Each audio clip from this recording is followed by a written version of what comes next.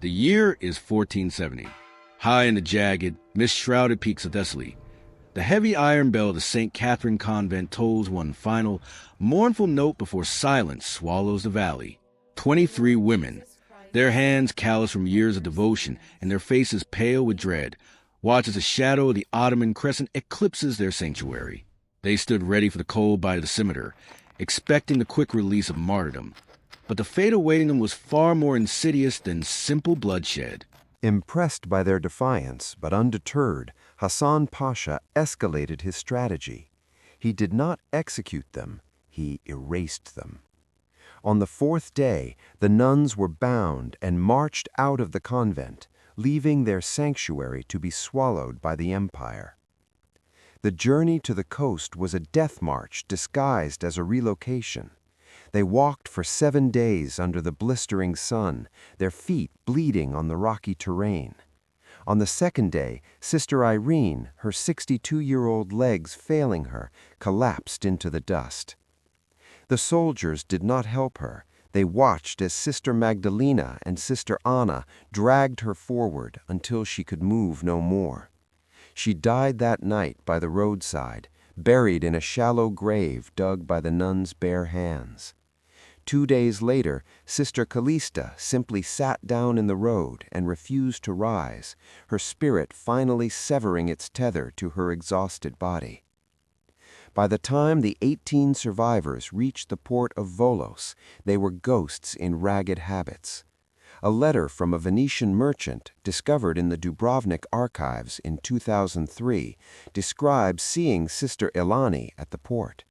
He wrote that while her body was dressed in fine silk, a cruel mockery forced upon her by her captors to parade her as a convert, her lips moved in silent Latin prayer, her eyes fixed on a horizon no one else could see.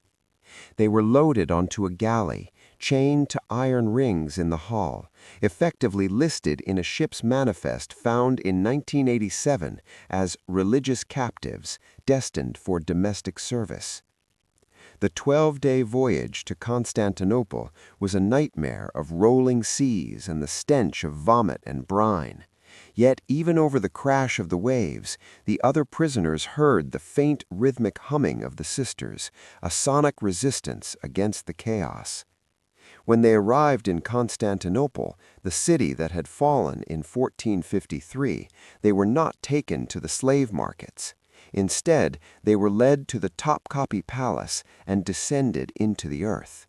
They were taken to the service tunnels, a labyrinth of damp stone corridors beneath the opulent palace, where the air smelled of mold and ancient earth. Outside the stone walls, the horizon did not bleed with the sunrise, but with the crimson banners of Sultan Mehmed II, a ruler who understood that you do not defeat a people by killing them, you defeat them by erasing who they are. The first cannonball did not strike the chapel, it struck the bell tower, sending shards of iron raining down into the herb gardens like black hail. Sister Eleni, the abbess, clutched a silver crucifix that had survived 3 generations, her knuckles turning white as the stone dust settled on her habit. She began to sing the Kyrie eleison, her voice joined by the trembling soprano of 19-year-old Sister Magdalena and the cracked whisper of 70-year-old Sister Theodoris. But empires do not halt for hymns. By midday, the gates were breached, and soldiers poured into the courtyard, not with swords drawn for slaughter, but with ledgers, quills, and inkpots.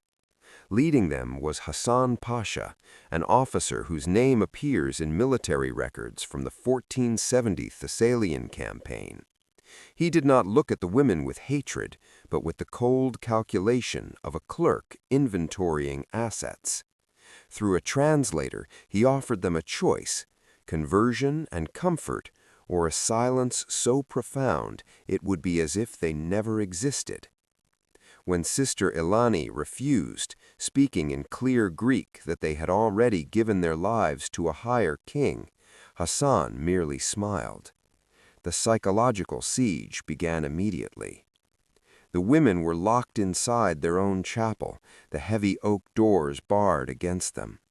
For 3 days they were left in darkness, listening to the soldiers outside laughing and eating, the smell of roasting meat drifting through the cracks to torment their starving bellies.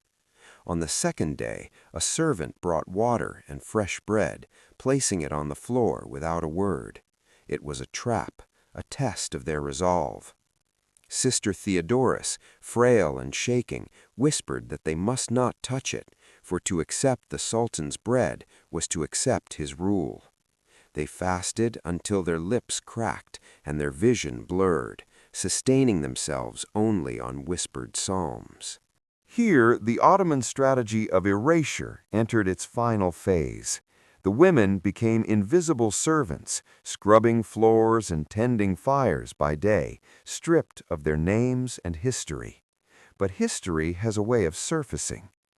In 2011, archaeologists restoring the palace broke through a false wall in the subterranean levels and found a hidden chamber that had been sealed for centuries.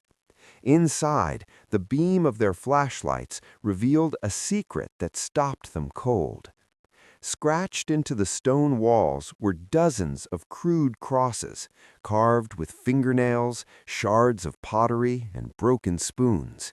And beneath the crosses, 4 Latin words etched with desperate precision. Lux in tenebris lucet. The light shines in the darkness. This was their secret chapel.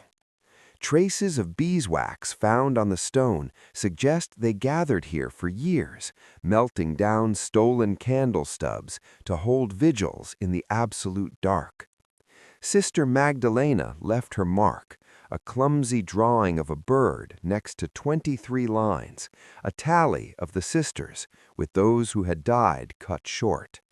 The carvings became more erratic as time went on, the lines deeper and more jagged, until they stopped abruptly. An Ottoman record from 1482 notes a cleansing of the palace staff, where unproductive servants were disposed of.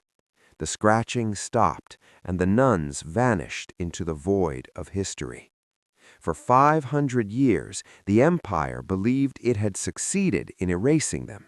But by carving their faith into the very foundation of the palace that imprisoned them, they ensured that their voices would outlast the Sultan's decree. The Ottoman Empire fell in 1922, its power dissolving into memory. But the rough crosses of St. Catherine's nuns remain etched in the stone, a testament to a spirit that refused to be broken. If you believe that some stories deserve to be remembered, subscribe to the channel as we uncover the voices silence tried to hide.